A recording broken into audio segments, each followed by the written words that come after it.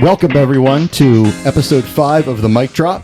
My name is Randy. Let's say hello to the Rev. Hey, what's up, y'all? How y'all doing? How you doing, Rev? How you doing today? I'm good. I'm here. You're here? Yeah, it's half the battle, right? Well, we have a special guest today.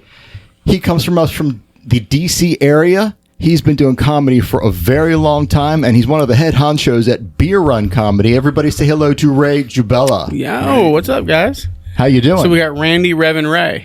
Oh, the 3 R's. That's it's correct. Like we planned it out that way. That's right. Yeah. Okay. That's cool. So is your full name Randall or is it just Randy? It's Jubela. No. Your last name Jubela? Man, that's got to suck for you. But no. Is your full name Randall? Nope. My driver's license and birth certificate says Randy. Oh, okay. That's it. And is your full name Reverend? No. I actually try not to talk about my government name on here. No, because we can do it. My full name is Raymond, and which I hate. I hate the name Raymond. So, but I like the name Ray. So, I just so you know, if anybody calls me Raymond, fuck you. That's all I'm gonna say. My brother's name is Ray. Yeah, see, because he's cool and he knows the name Raymond sucks. That's probably. And it's a shame because I was named after my grandfather, but he's dead, so he can't complain about that. Right. I mean, maybe he's watching. I don't know, but yes, but I am Ray. Ray. Okay, so you said Jubela. Right. That is the correct pronunciation. Right. It's Eastern European, right? It's German. So German. You know. So for years, no one said it correctly because why would they think that? Because the name starts with a J, right? Right. But then when I started doing comedy, I'm like, okay, I'm gonna go by Jubela or Jubela, so it'll be easier for everybody. And now everybody's saying my name correctly. Well, because you were on another podcast clearing up the air on that. Yeah, but I didn't want to go by the correct pronunciation. I wanted to go Your new pronunciation. and now everybody's saying my name correctly. So I'm just screwed either way. There's no victory in life. It's just, you just have to sit there and take it. Right. So yeah, I'm happy. Right. Real quick, how many home runs did Babe Ruth hit? 714.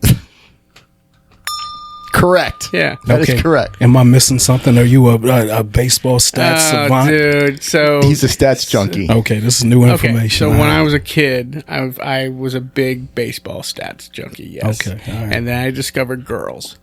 And and then I was like, okay, baseball sucks. So, but no, I mean, everybody knows that, except for Rev. I did my homework on you. That's right. But then again, I couldn't tell you how many home runs Barry Bonds has. I know he has more than that. So So, but then again, I can definitely tell you how many steroids he did. A lot. There you Correct. Go. There you go. I miss steroid in baseball. Who else did steroids? Oh, all of them. Steroids in baseball was great, man. Remember how big Barry Bonds' head got? Right? And they had to trying to put his batting helmet on by taking a rubber mallet and pounding that thing on. Was Sammy Sosa doing them too? Sammy Sosa was great because so what I loved about steroids in baseball was, people don't know this, steroids affects you in different ways. It really depends on your personality. So in the case of Sammy Sosa, right? He was already a really gregarious kind of guy. So the steroids just made him more gregarious. So he's just running everywhere, sprinting, and giving every interview he can do, right? Right? And then he gets called before Congress. No habla inglés. Ah. Yeah. Did it affect his color? His coloring is different. That I don't know. I don't look at color. Have you looked at it? Come on, stop I just look at muscle mass and craziness. Okay, when he played baseball, he was black. Now he's a white dude. Have you seen him? Yeah, but it was great when he's in front of Congress going no habla inglés. It's like, dude, we've all heard you talk. You gave every interview. We know you habla. Right. But my favorite was Roger Clemens because he was already an angry guy, and it just made him more angry. It was great, man. He was throwing balls at the other team and the mascot and the fans, and that's how he warmed up. It was great, man. Right. So and now there's no steroids in baseball. Now the game's boring. You don't like all the changes baseball's made? No, I just want them to bring steroids back. Did they bring in US88 to test everybody or something? I don't know what they did, but they just ruined the game, Like, because baseball has a long storied history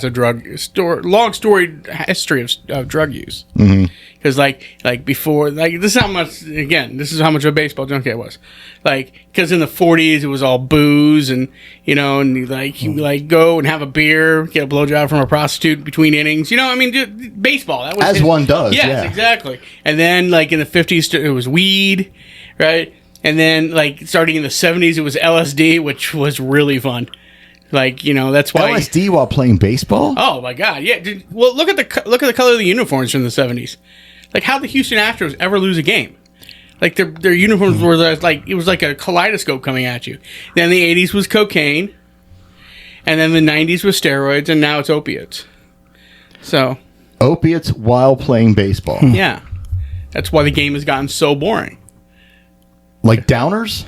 No, like Percocets and heroin. I mean, heroin while playing baseball. You don't just want to go to sleep or lean over and. Yeah, that's what the fans do in the seventh inning. That's why the game has gotten boring. How do those guys not fall down? You got to bring back cocaine and steroids, and then the game is exciting again. Yes. It's not a coincidence in the 80s there were so many stolen base records. Cocaine. I think that was a line in an Eric Clapton song. I don't know. Stolen base records. I don't know about Eric Clapton. Something like that. Anyway, one of the times I saw you, I think the first or second time I saw you at Slice is Right, that mic in Columbia. Yeah. You started doing your set, and it was like, you get the light at 3 minutes, and I think it was 2 minutes in, they realized your mic was off. Do you remember that? You delivered a perfect set. No, I don't remember. But you really I'm your very mic was loud. off. I can admit, when I'm on stage, I'm very loud, so I probably just didn't notice. Is that a good technique for delivery? Have you ever tried just delivering in a regular voice? I find it doesn't work as well. I mean, it's good that your voice can carry. I mean, I would imagine so, because sometimes you got to deal with that. But no, I'm just loud. I'm just really loud, and that's kind of. I don't even remember that. That's. Oh, I mean, if that happened, that was a secret that you all kept, because I Sandy had to run up and flip the switch or something like that. Well, I mean, now it's not. It's also not the biggest room. No, it's not. We're not talking like a hall here. It's just the little back area where you get pizza. Were you there the one time though? In the middle of the show, some woman started knitting. Yes, that was my first time there. Yeah. Everybody brought attention to that. I tried so hard to get a picture of that. This lady knitting in the middle of the show. Yeah, she's into this. I think she was with the guy that called himself Gay Thor. I forgot his name, but I think she was with one of the comedians. And just decided to start knitting. Well, I mean... No, she was like, this show needs some cocaine. Yeah. Yes, it does. Yeah, really. Cocaine and steroids, man. That'd be great. That's going to be the title of the episode. There it is. Cocaine and steroids? Yeah. I like it. It's and we have neither of them here. No. That I'm aware of. No. We would need a cardiac unit if we had I'm that. aware of. I don't do cocaine. I noticed a long time ago fat comedians and cocaine don't have a great history with one another. I don't think they can exist in the same reality plane. There's a reason we never got Tommy Boy 2. Right. That's right. He was doing cocaine. Oh, wasn't yeah. Oh, my God, yes. It's just, all you had to do is just look at him and know that there was something up with that. Like he wasn't even trying to stay clean. Right. So that's why I think so many people admire him. He was not a quitter. So who are your heroes in comedy? My ultimate hero is George Carlin. George Carlin is the first time I heard a George Carlin album when I was 12. Just blew me away, and I wanted to be a comedian, and unfortunately, it took another 35 years before that happened. But 35 years before that happened. But George Carlin was he's the only celebrity when he died, I actually teared up. Oh, yeah? Yeah. When I was at work when I heard he died, and I actually teared up. Because, I never got why people cried when John Lennon died or anything like that. I never got that. And then, but when he passed away, I was like, oh, my God, that was, my hero. And I saw him in concert so many times. Oh, did you? Yeah, oh, yeah. Every time he came to town, I went. I never got to meet him. Did he do a different hour every time? Yeah. A completely different set? Yeah. Wow. So what about Carlin did you like? I liked how he did everything with no fear. He came out. He didn't care if you agreed with him or didn't. he was going to go out and do, because he really evolved too. He evolved over the years. Like if you look at his early stuff, it was mostly about life and that, and just the weirdness of life. And then as he grew into the late 70s and the 80s, he started to get a little more political. Mm-hmm. Someone tried to tell me that he changed because of Bill Hicks. I don't know if I agree with that, but because he was doing it slightly before Bill Hicks. Nothing against Bill Hicks, but and they were different. They were in two different lanes too. Yeah, well, Bill Hicks was. I liked Bill Hicks, but he wasn't necessarily my cup of tea. But he was good. I mean, Carlin was a wordsmith. Oh, he was a genius. Absolutely, he was just a genius. Yeah, And him. yeah. That's why, like, top comedians of all time, it's 1A, 1B. It's him and Pryor, mainly because Pryor was the first. Maybe not the first, but really the best at taking his life, putting it in front of you and saying, yeah, listen, look how much I've messed up in life. Because that's like, I kind of do that too. Like, I believe everything you do, everything that happens to you is worthy of putting on stage if you can make it funny. Mm-hmm. So like people are like, oh, you do self-deprecating humor. Well, first of all, look at me. I'm a fat ass. To quote a manager once told me, you have to address the elephant in the room, and I'm like, don't call me an elephant. But but your whole set is not about that. I noticed. No, well, which is good. This is it's funny you bring that up because early on it was all I talked about is how big I was, and then I started to branch out into other things because I actually had a woman come up to me after a show and she goes, you're more than that. I would love to hear your thoughts on things. Mm-hmm. Absolutely. And then a very well-known DC comedian told me what I have called the worst advice I've ever gotten from on comedy. Told me that I should only do fat jokes because that's all I'm ever going to be. As a fat guy. That was terrible advice. Yes. The lady in the audience was right. Yeah. Well, maybe so, but like it what are you going to do? People are entitled to their opinions, but it was the single worst advice I've ever gotten, and so I keep those elements in my act, but I also branch out. But to me, if I take everything I can, because I believe everything should be on the table when it comes to comedy. Mm-hmm. There are certain things I don't talk about. I don't do a lot of political because people just can't handle it right now.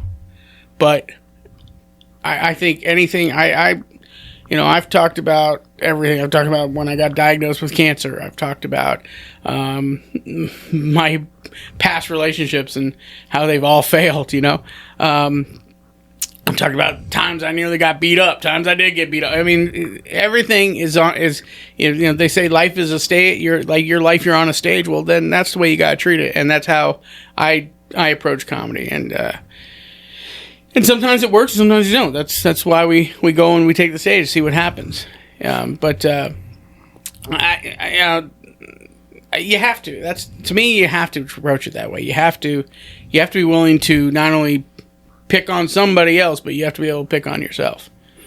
Rollo Reese May says it's easier to be mentally and spiritually naked than what it is to be physically naked. It's easy. How much of your act, like percentage-wise, that might be hard, is you? All of it. I love it. All of it. Nice. Because I don't agree that I should only do fat jokes because I'm fat, but I believe that I should only do jokes that appeal to me because that's who I am. Yeah. So, I mean, if it's not you, then who is it?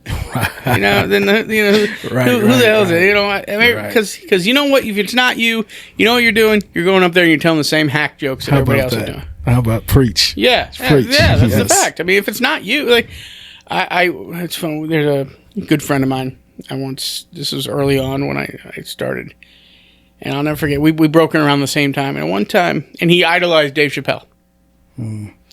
And one day he went up there, and Chappelle had just come up with a special, and where he sat on a stool and he's banging the mic on his thing, and he went up there and started doing the same things. God. And me and another comic pulled him aside and said, "Okay, no one wants to see Dave Chappelle; they want to see you." Right. And And he never did that again, and he's doing very well as a comedian. Good for y'all to pull him up. Well, and you just have to if give you're him friends. some type of an awakening. Yeah. I mean, I've had to find a balance with giving advice to other comedians because there's a lot of, especially younger comedians, that don't want to hear it. Yeah, it's true. They don't want to hear it. They're not coachable. They just think they've got to figure it out. There's some older comedians that don't want to hear it. Yeah. Well, it's funny. I was once asked a question, and about a year in, and I realized now I didn't understand the question. And the question was, "Have you found your voice?" And I said, "Yes." Mm-hmm. I wish I could go back and re-answer that question because I didn't understand what finding your voice was. But maybe, I mean, at that time, that's how you felt. So you were telling your truth. Yeah, maybe, but I don't think I understood the question. Right. I didn't understand finding your voice yet. I mean, obviously now, yes, I found my voice, and I feel that I'm going forward with that. But at that time, I really didn't. But you got to learn, and that's the one thing I did. I think I did right when I started in comedy, man. Even though I was older than almost all these guys, right. I shut up and listened. Mm-hmm. Like the one thing I hate is when newer comics go to open mics, they try and go up first, do the set, and then bolt. Yeah, you got to stay and support the other comedians. No, it's not even about that. Stay and watch the other comedians. Learn. Yeah, absolutely. Learn.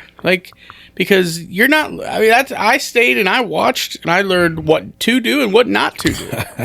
Mostly at open mics, what not to do. Right. But I see that so much, or something that drives me nuts. It's one of the, and I'll be honest, it's one of the reasons I don't go to open mics much anymore, unless I have new material to work on. If I have new material, I go to open mics. But between our schedule and that, I don't. It's not. It's hard to go to a lot as many, because I mean, when I started, you go to 2-3 open mics. You try and go as many open mics as you can, which you should if you're starting out. I mean, that's right. That's new comics. Go to as many open mics as you can get to. Especially your first 2-3 years. Yeah, absolutely. 2, 3, 4 years, man. Go to every open mic you can get to. Where they sit down or they'll go outside to smoke cigarettes or something, and they'll talk about their theories on comedy. It's like, you have no theory on comedy. Just stop. Don't tell me who you think are the greatest. Just listen. When I was, like I said, I was 47 when I started comedy because honestly I was too much of a pussy to do it because I had no self-esteem. Really? You don't look 47 now. I know. I'm an old. I'm taking advantage. I'm 54 now, and I'm taking. Oh, that's how old I am. You graduated in 88. Yeah, 88. Yeah. I take advantage of it now because now I can be cranky and just blame it on old age. Mm-hmm. Be like, why are you bening such a dick? But you don't look like an old man, so. Nah, he does. He doesn't care. Well, this is a bit of a dye job. I'm not gonna lie. It's a young man's game out there. You gotta find something.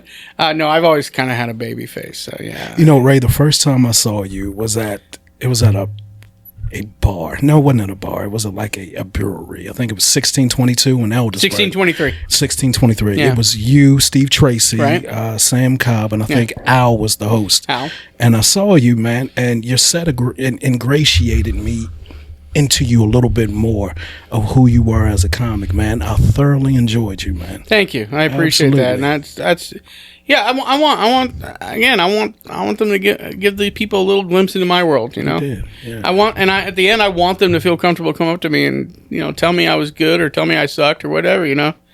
1623, great place. The person that used to book us there is no longer there, so we haven't played there in a while. But who knows what's going to happen? Right. By the way, speaking of first time seeing, all you people who see me first on YouTube, don't hurt yourself getting the thing to type comments. So, that dude big as fuck. But people type that. Is that what you hear? that was one. I did that because Sandy Bernstein posted a picture of me when I'd been doing stand up maybe less than a year, maybe 6 months, and she put up because she takes pictures of everybody all the time, and she puts them up, and some dude wrote who turned out to be another comic. I actually know him, and actually he's a very nice guy, but he put up that dude big AF, and I wrote up a whole other thing. This guy, blah blah blah, and then he wrote back, I didn't mean it to be as an insult. what the hell did you mean it as? Like, but yeah. So every time now when I think of U2 commenters, I just think that dude big AF. Whatever. The comments are a dark place on YouTube. Oh yeah, generally. they are. They are. It's. But what are you gonna do? Especially the ones that come up with the fake pages. But you brought up open mics, and don't you think at your level, at both of your levels, because you're both headliners, when you come up with new material, do you need an open mic? I mean, can't you be confident enough to say, yeah, I know how to phrase this, I know how to do it so it'll work on a show, and do it on a paid gig? Question. It depends on what the subject is. You know what you say. You know, like if it's a tag onto an existing joke, yeah, I'll do that on a show. Right. You know, just try it out. If it's something brand new, I like to workshop. I like to get out there and see what works, because especially because like I suffer from depression, and I can always tell when I'm getting really depressed because my jokes get so dark.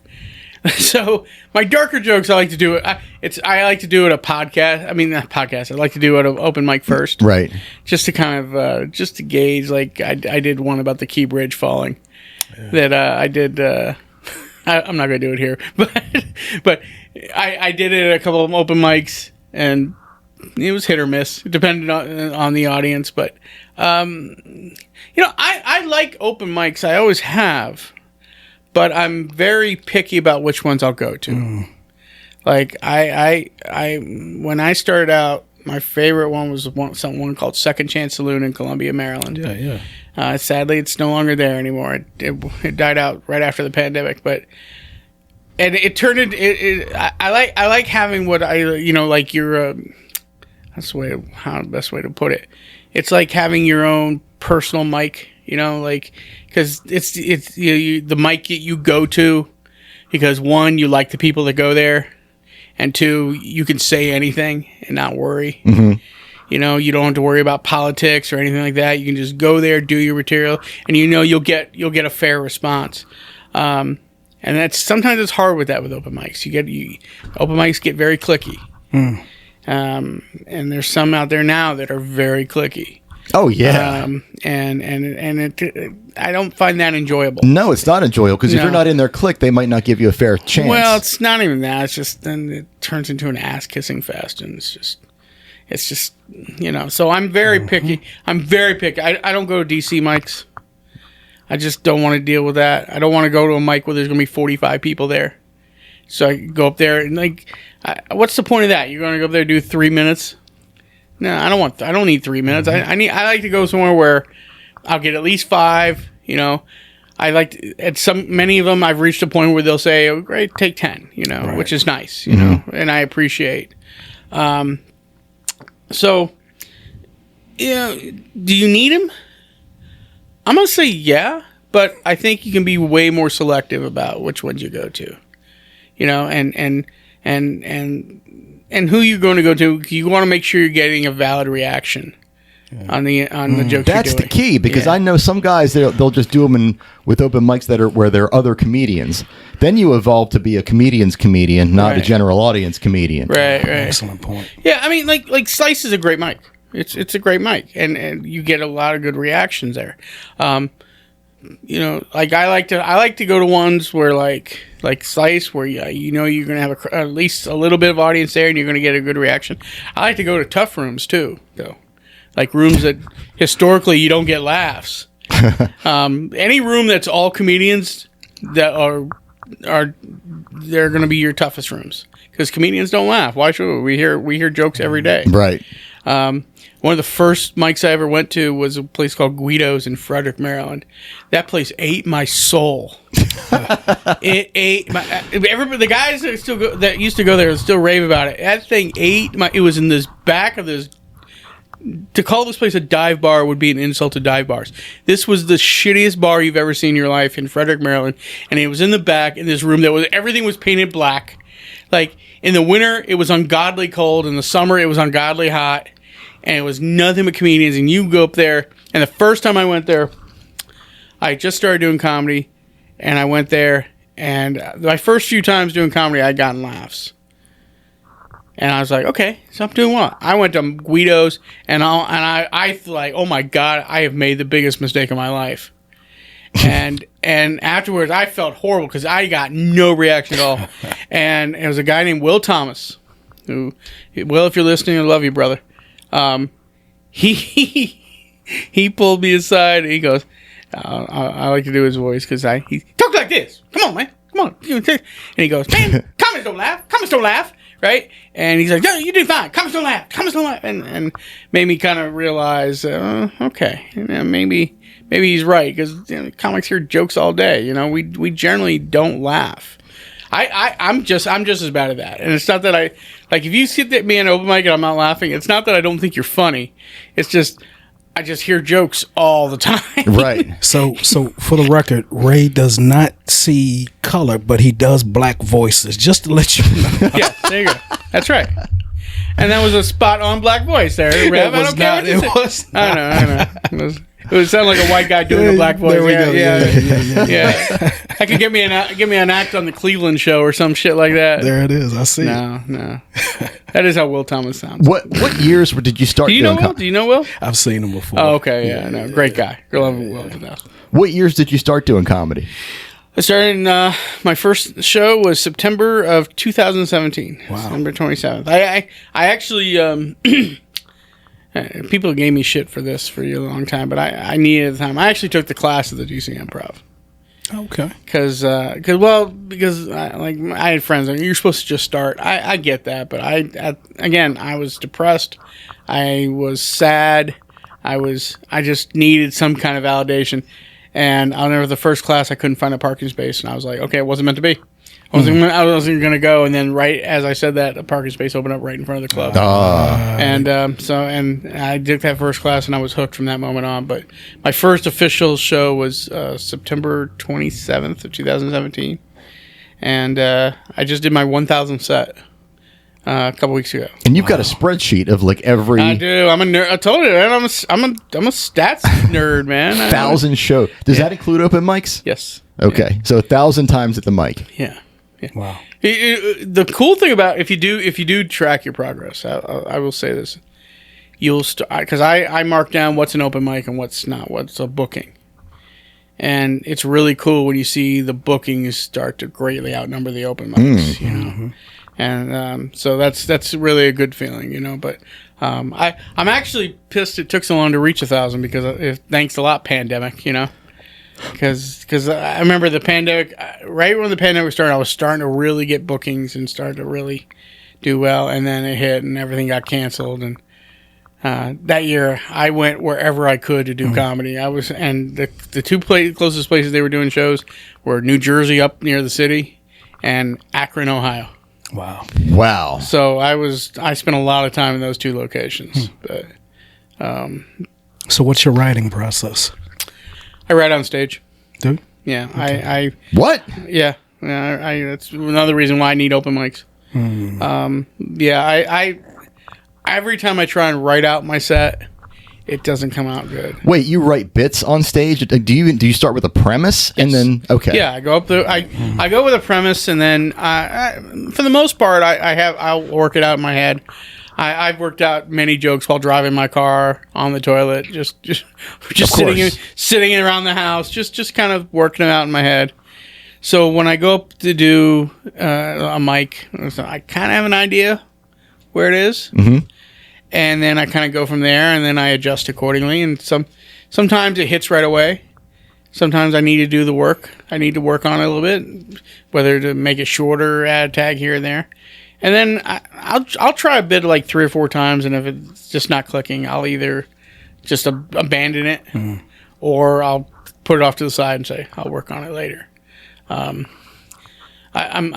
very lucky as I've reached a point where I have enough material that I don't necessarily need new stuff right now, but it's good to keep building up that list. Where is your material? Is it written down somewhere? Oh, so wait, you want? I actually keep it in like a binder. Yeah, a binder, so it's on paper. Yeah, I used to keep it on my Google Sheets, but it was too much to.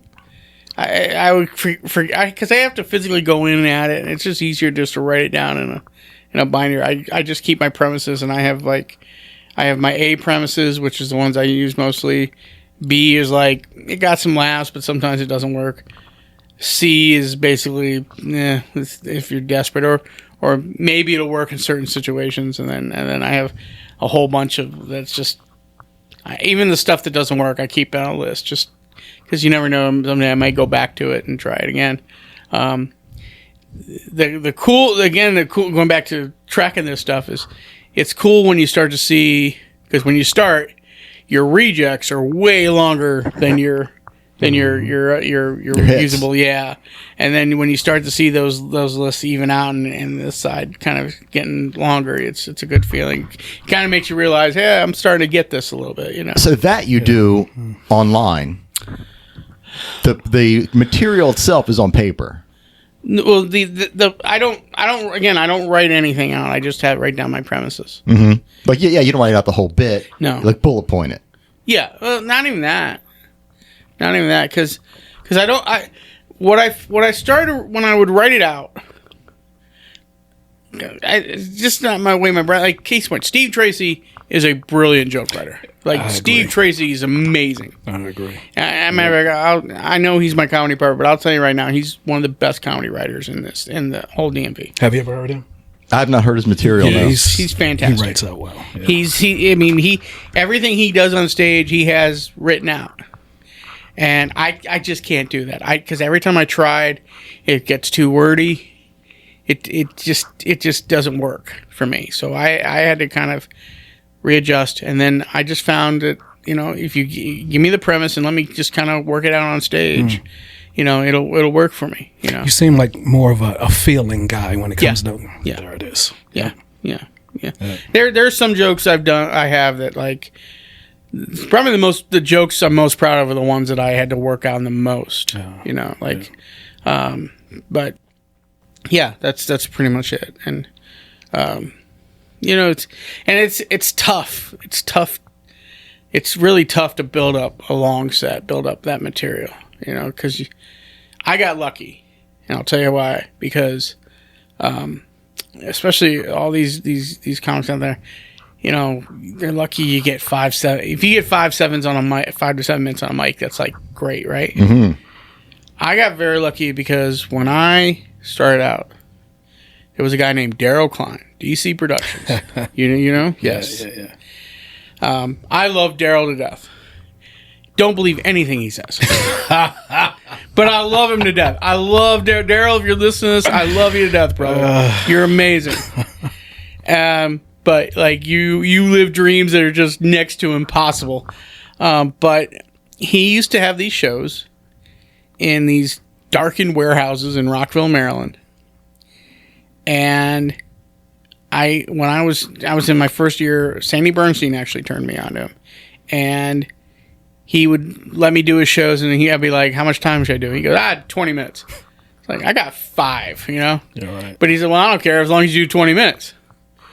So my first year, pretty regularly, I was doing 15, 20, 25 minutes on stage. With 5 minutes of material. Yeah, or right. Where I had to figure stuff out, Survival. I would, and I can't tell you how much that pushed me forward as a comedian. You got to figure it out. That's right. Yeah, because you don't get that opportunity when you're first year. There was no money in it or anything like that. But it was just and don't get me wrong, his shows were the biggest shit shows of shit shows. Yeah, he knows it. I'm not telling you anything he doesn't know. Right. He'd do shows, 420 shows, and everybody be stoned and passed out by the time you get on stage.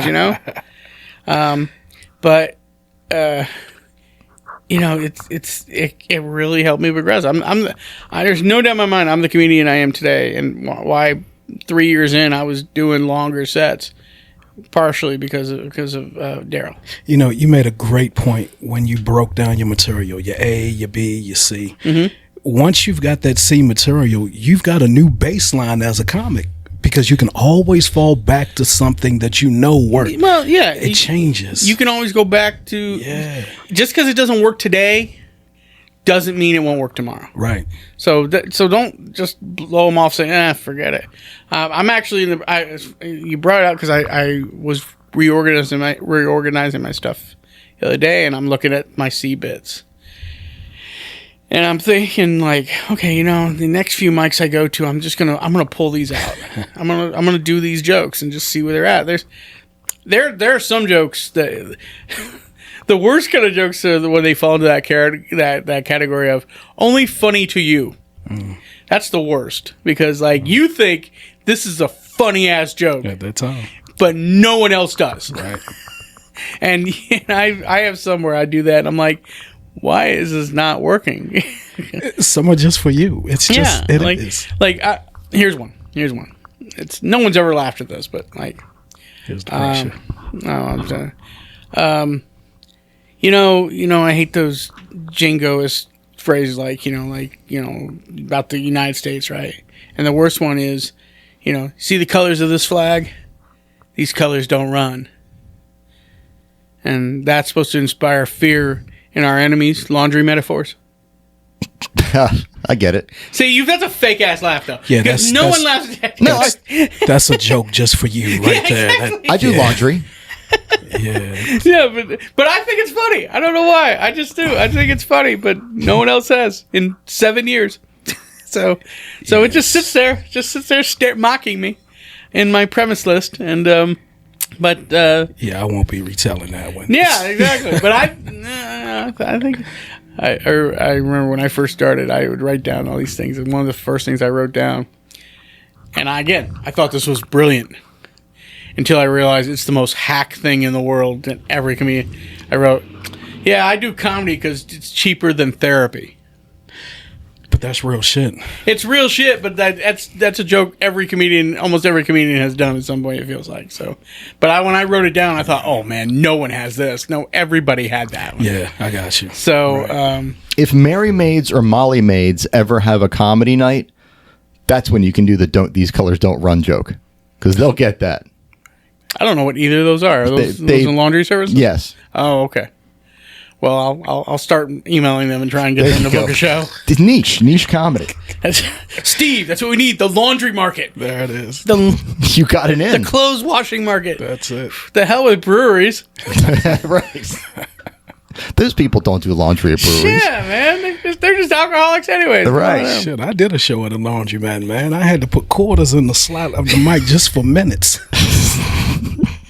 That's good. I did a 30-minute set to kill, but I couldn't wash my clothes afterwards. What's the craziest show you've ever done? Oh my God. Hair salon?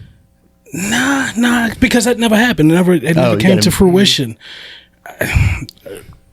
Some shows in the city where the show starts at 8 and I don't get on the stage until 11:30. Those are the craziest ones. Just like comedically trying to get them back into it, but I haven't really had anything wild happen. I am going to go back to Daryl Klein. Poor Daryl. No. Actually, these were these shows he did were very successful. He used to do an all-male black male stripper show called Men in Motion, and they booked me to be the halftime entertainment of their show. It was like 10 tall, good-looking, muscular black guys and me. Who was the audience? Women? Oh yeah, there was 150 women there. These are the only show he did and it did not go well for me. It went really well for those guys. No, they did very well. I did not. Well, they would get the laundry joke. There you go. No, they didn't. No, because literally what happened was, so the guy goes, we're going to do like 45 minutes, and then we're going to have you come out while we take a break, and then we'll come finish the show. And I'm like, cool. And he goes, and I swear to God, this is exactly how he introduced me. He goes, you ladies are so sexy as hell, man. All right, we're going to bring up this unattractive fat white man to tell you all some jokes. And I come on stage. The stage is just... First of all, the stage is all sticky and lubed up, right? So you got to be careful walking on this thing. And how I describe it is, okay, you know how you normally come to the stage to applause as a comedian, right? I came to the stage to the sound of 150 vaginas all drying up at the exact same time. And I started my act, and this one woman stood up. She looked like she must have been 70. Stood up and said, "Bring back them motherfuckers with them good dicks." And I walked off the stage. I said goodnight, and I walked off the stage. Wow. That was it. I was like, it's not going to get any better than that. Wow. Yeah, and they still paid me. So, worst one, just craziest worst one I've probably ever done. Yeah, I was probably 2 years in at that point. Right. When you're doing headlining, because I know you've done comedy from New York down, like all over the East Coast, literally. If you get heckled, do you engage the heckler? I actually saw your last podcast, and then you were talking with what's his name, Dom? Yeah, Dom Driscoll.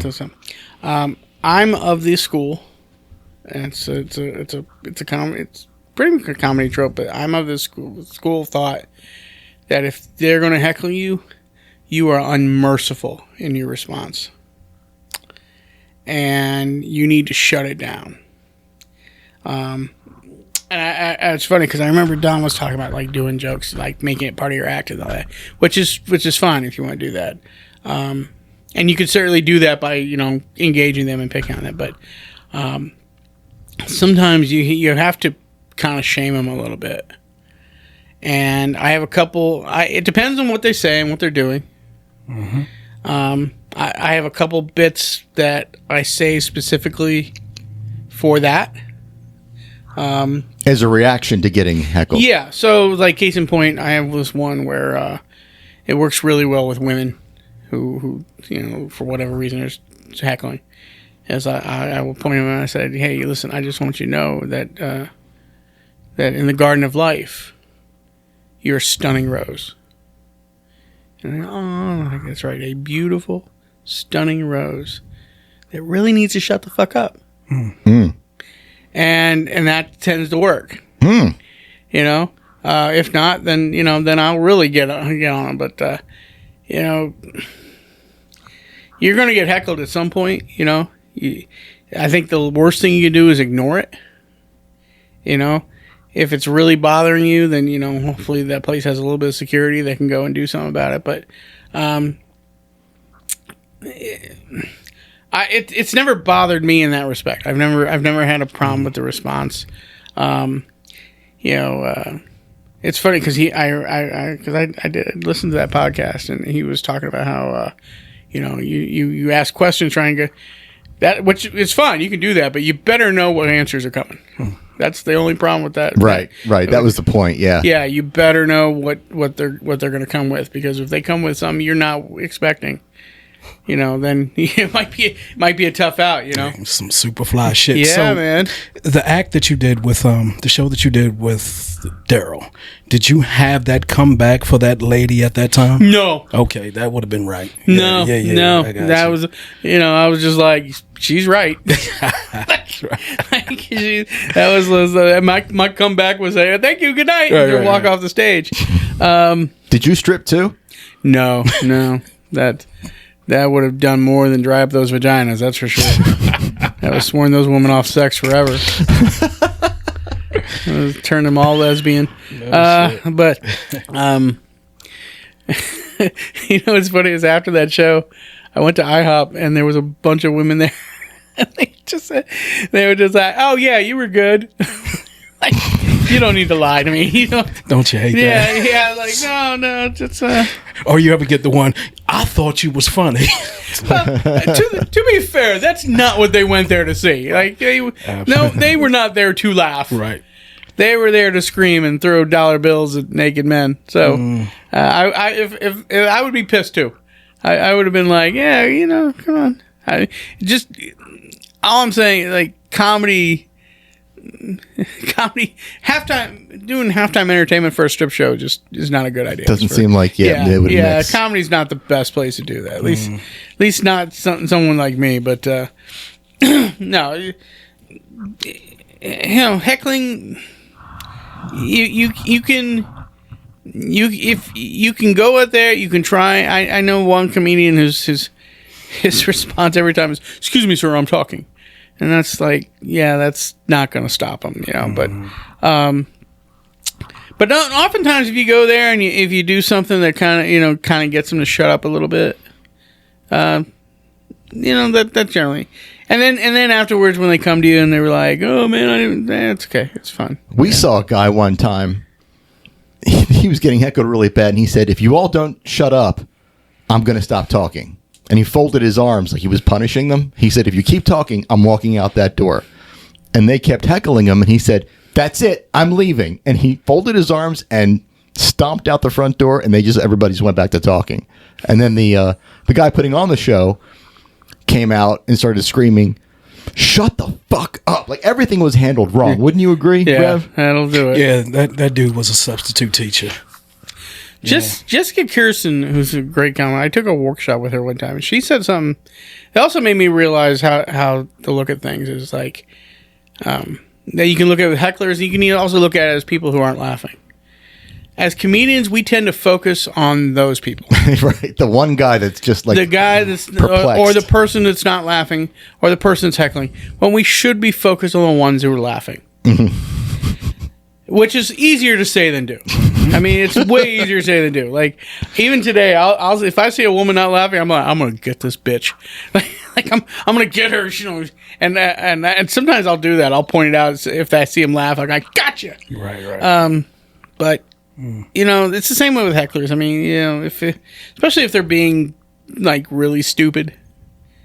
Like I'll tell you one recently. It didn't happen to me, but happened to Steve. Was he got heckled at a show we did by the bar owner.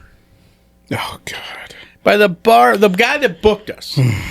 He heckled? He was heckling Steve to the point where Steve finally had to tell him. I forget what Steve said. It was really funny, but he had to kind of hit him back, and he just kind of walk off stage and go like, "Why'd you book us if you were gonna, you're gonna do that?" A heckler's the whole reason a heckler heckles is because they want to be the center of attention. Mm-hmm. That's the sole reason. So even when you cut back at them, you kind of give them what they want for a couple minutes, but what you want to do is try and come back with something that they just can't. They can't come back, mm-hmm. or at least show them, hey, you're not going to win. Mm-hmm. You're not going to win this situation. This is a pro versus an amateur. So sometimes a heckler wants to know that you're not wasting their time. So that's why they throw some super fire shit, just like down at Ricky's spot.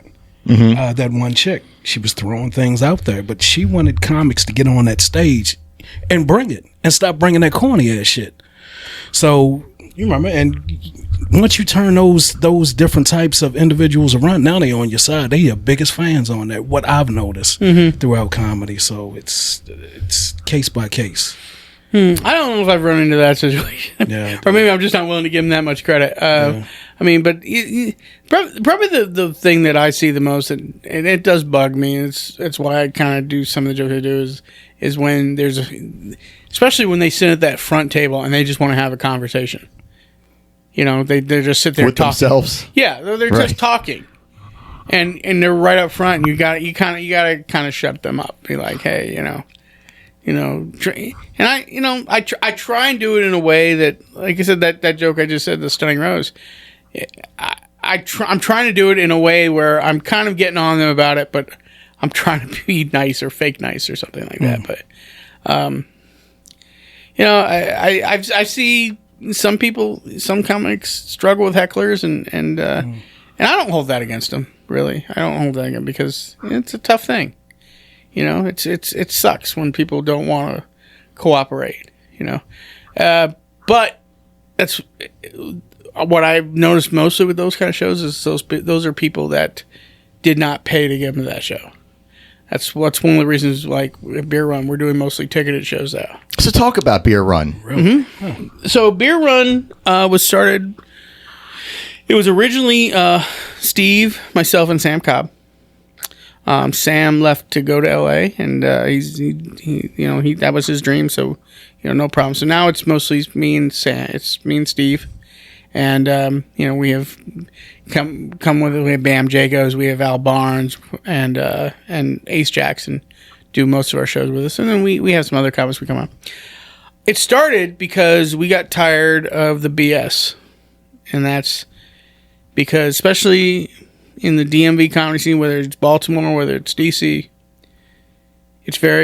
we talk about being cliquey.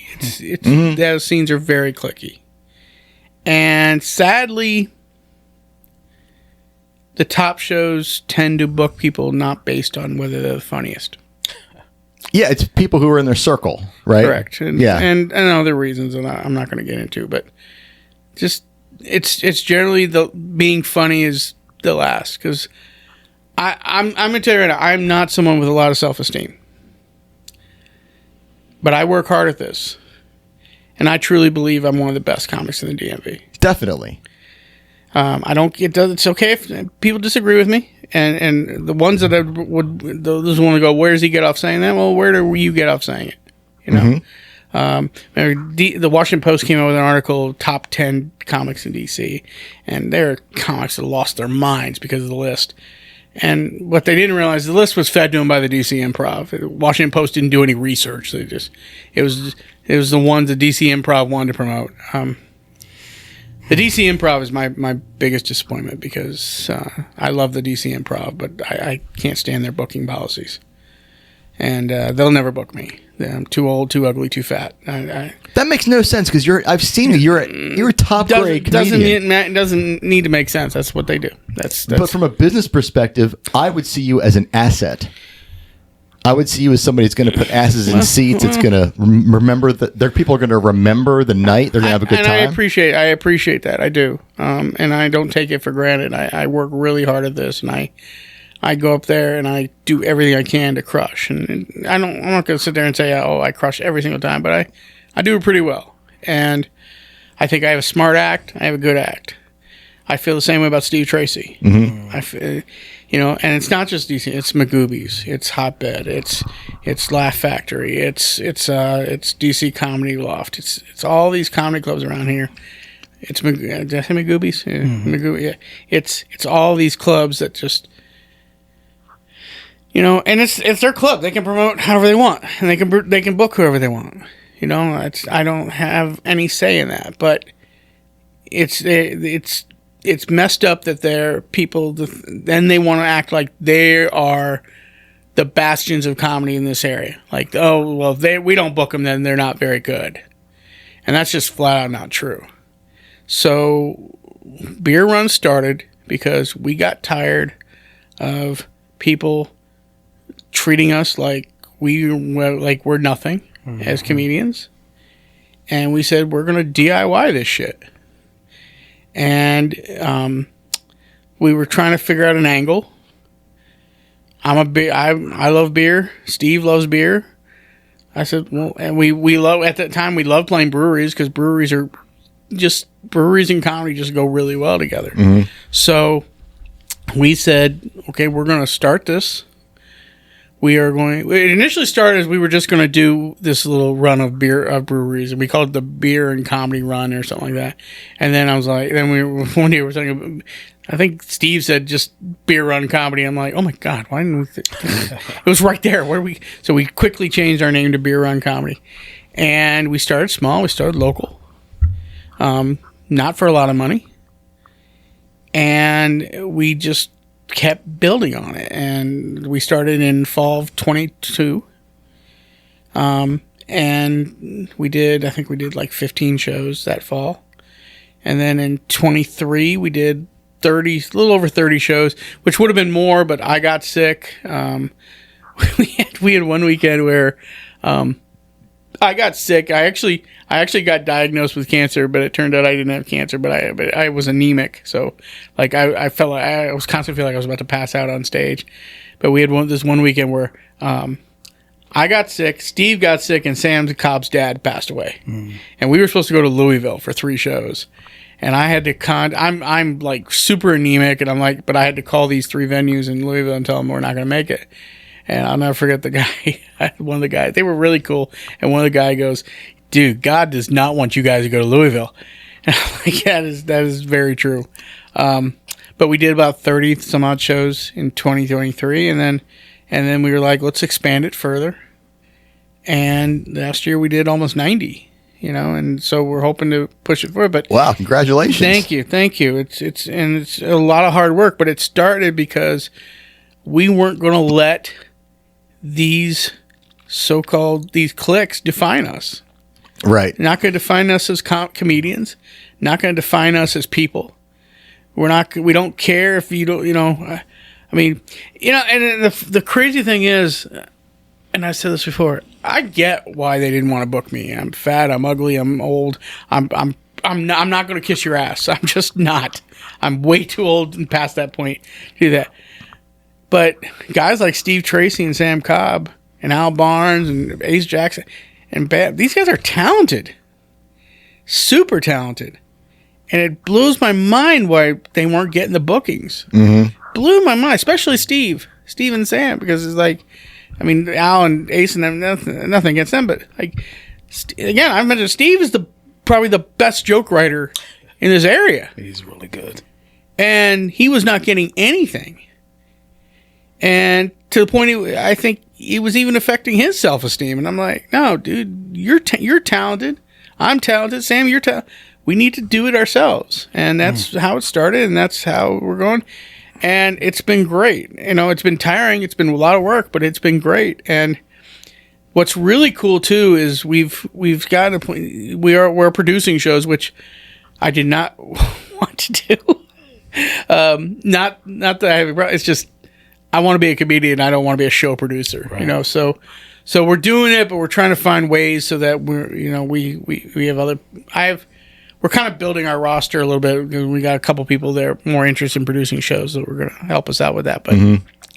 But the other aspect is we want to pay comics. If we're going to do a show and have them come out, we want to pay them. Right.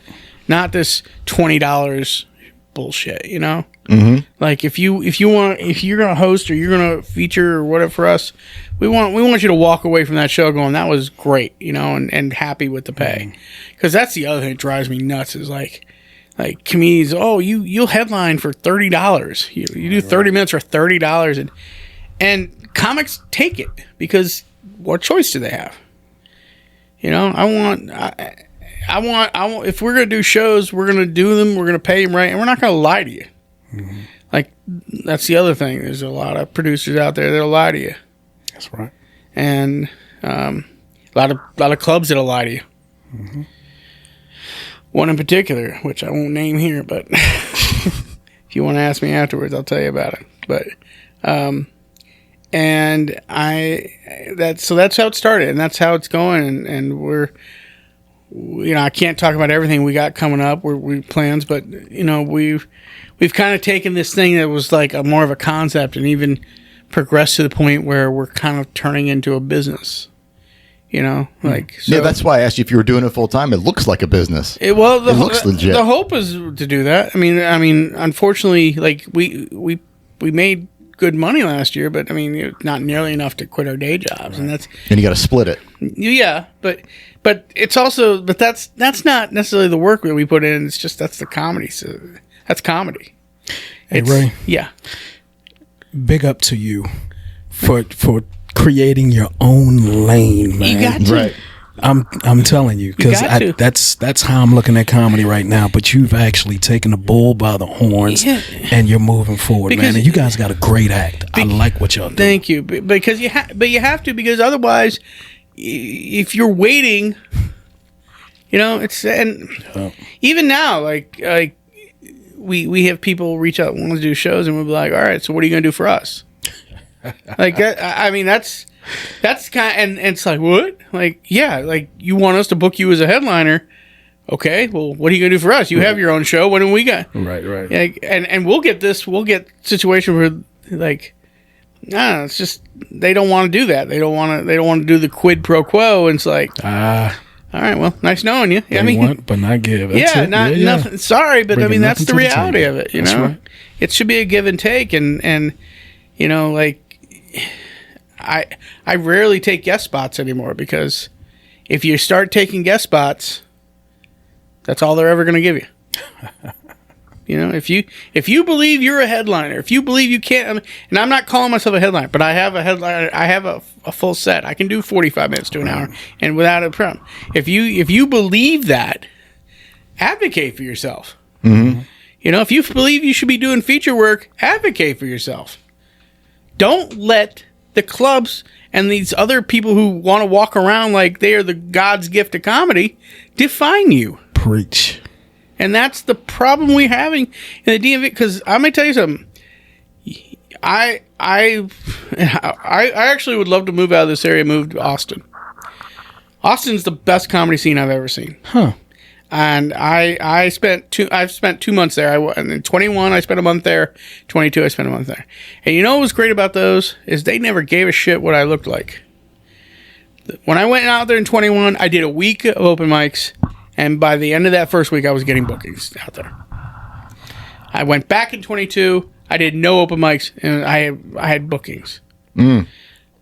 Because it's about whether you're funny or not. And that's the way every comedy scene should be. Austin. Are you funny? Right. New York is like that. It's, are you funny? The problem with New York, and I am worried about Austin in this regard, is that there's so many comics there. It's not, you're not going to make a ton of money. There are certain little scenes in New York you can make pretty decent money. But you know, it's, you got a billion comics trying to, you know, get every spot, you know. And I worry about that with Austin a little bit because there's a lot of people out there, but I mean, there's also a lot more clubs out there now. Really? With all the LA comics went out there with Rogan, and but Some guys from this area went down there too. Yeah, Leo Kanopka, Matt Brown's out there. Law's out there. So they just did a Tony Kinchcliffe show, which I refused to do when I was out there, but they did well. Yeah, I don't like the premise of the show. I don't like. I don't like the shitting on comics, and some people say, "Oh, wow, you got out there." There's only really been one comic that hit it big out of that. That was Hans Kim, who I knew while I was out there. Hans is a great guy. He literally lived in a van down by the river. He works his ass off. He does, and he's a good guy. And although there was some rumors about him, but I don't believe it because he was one of the nicest guys I met out in Austin. Just super nice. And actually paid me some really nice compliments, which I was really appreciative of. But I don't know. I don't like people are like, Hinchcliffe's kind of a jerk. Well, yeah, but you should have known that. That's his thing. That's his thing. Yeah. So I was out there when he had not the most recent controversy with the Puerto Rico, but the Peng Deng incident. We got canceled. Yeah, I was out there when that happened. Though I kind of suspicious about that whole thing because I don't know. I something about that felt off, but I don't like the show as a concept. I don't like a show where basically it's there to rip on comics. You know, like they're doing a minute of material, right? Like you're not, you know, it's a microcosm. Right? Yeah, but man, people think because they did that 1 minute on there that, oh my God, I made it. No. I mean, hey, if that's what you want to believe, hey, good for you. I had 2 opportunities to get on that show, and I said no, thank you. So, I mean, they was obvious what they were going to pick on me about. You know, that was just low hanging fruit. Yeah, every overweight guy on there, they do the same jokes. Exactly. It's just to me, it wasn't worth it. I mean, if I ever went on there, I'd probably approach it a little differently. I probably wouldn't even do a minute. I'd just be like, all right, bring it on. Only because I did that one time at a mic in Austin where it was a heckle mic, which heckle mics can be fun. Yeah, I know, but see, I found the key with heckle mic because I remember they always say do a minute of material. Nah, screw it, just bring it on. Let's do battle. Let's battle it out, and that's actually where the first time I met Hans Kim was at a heckle mic, and he was like, "You guys," he told me, "Man, you beat the shit out of him." I got no choice, man. Well, we do need to wrap up here pretty soon, but no, I did want to tell you that no, we're not. No, we're gonna go for 3 more hours. I did want to tell you that you were talking a lot about the universe like wanted you to do this or didn't want you to do this. The universe definitely wanted you to do our show, and I'll tell you why. And Rev, please correct me if I'm wrong about any of this. when we first sat down, started talking about this, I said, you know who we should have is Ray Jubela. Right. Yeah. I said that first. And then about a few weeks later, he sent me a link that you put out about signing up to be a comedian for Beer Run. And I thought, see, this is the way to do it. Yeah. That's the way to do it. So I signed up. I'm not going to book him. I sent you my short. I got it. I'm not going to book him. I'm just like, he's just kissing my ass right now. No, kidding. No, I sent you my short. If you don't like it, that's fine. No. I got you. I'll hook you up. And then I thought, I really need to approach him about getting on the show. And then you posted, hey, does anybody have any podcasts I miss podcast. I was telling you before the show that me and Steve had a podcast we did for several years, and when Beer Run took it, we just ran out of time, and we just hadn't had the time to do it. And so I really miss podcasting. It was I loved it, especially because at one point when we used to bring on guests. And we stopped because we had a few like try to big time us, like try to talk above us, like we're like, oh, and that's what I mean, like just being assholes. And am I cussing too much for this show? Just out of curiosity. No. Okay, because I heard one show. I was like, wait a minute, is this supposed to be clean? I don't know. But yeah, we had a couple. We had another one who thinks he's big time. No show, and just like we're just like, screw this. We're just gonna do the two of us, and those are my favorite podcasts because we had really good chemistry. We still do, and hopefully we'll pick it up again when we get things more sorted out. But I miss podcasting. I do. I love this form. And you guys, I trust me. If I thought it was just some crap in a basement somewhere, but I went on, I watched your podcast, and I was like, well, they put some production values in, and I like what you guys are doing. I think if we start our podcast, we do, because you guys put this out on like Spotify or is it just at YouTube?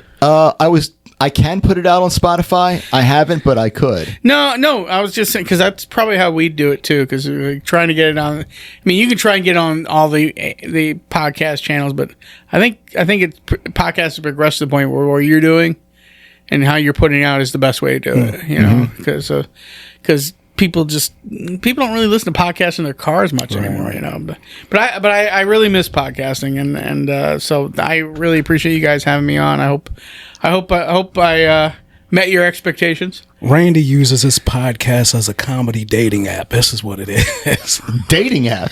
Dude, yeah, I wanted to ask you for out. other comics. That's it. You're not my type, Randy. That's what I'm finding. I'm trying to match No. Listen, this is podcasting is a great thing. I love it. I miss it. Like I said, I miss it a lot.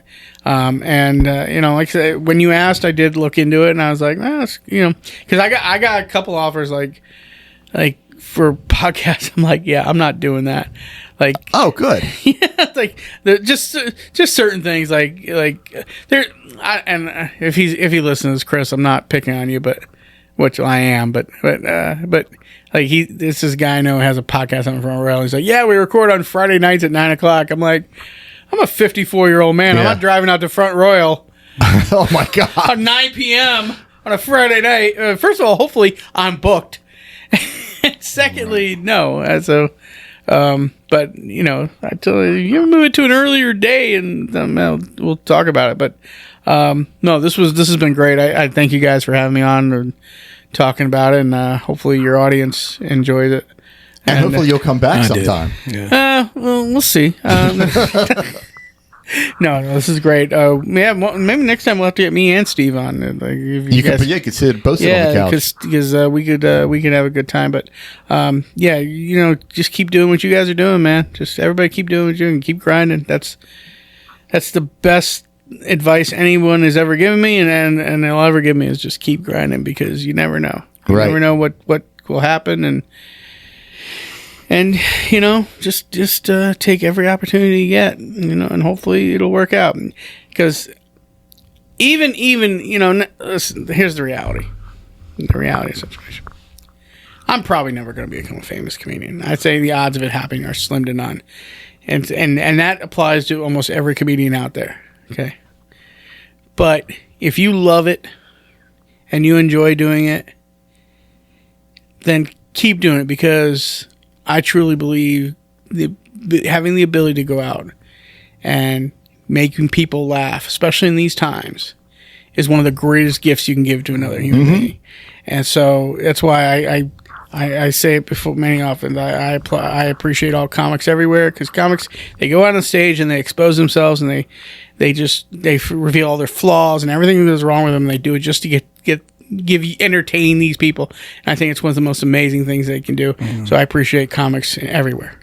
Great. Well, we appreciate you for coming out. And I feel the same way about strippers as well. Definitely. Thank you for being on our show. Thank you guys for having me. I really Everybody go appreciate it. check out Beer Run Comedy. Go to all the shows. You got like 5 or 6 rooms right now. Yeah, follow us on Instagram at Beer Run Comedy. We always put our shows on there.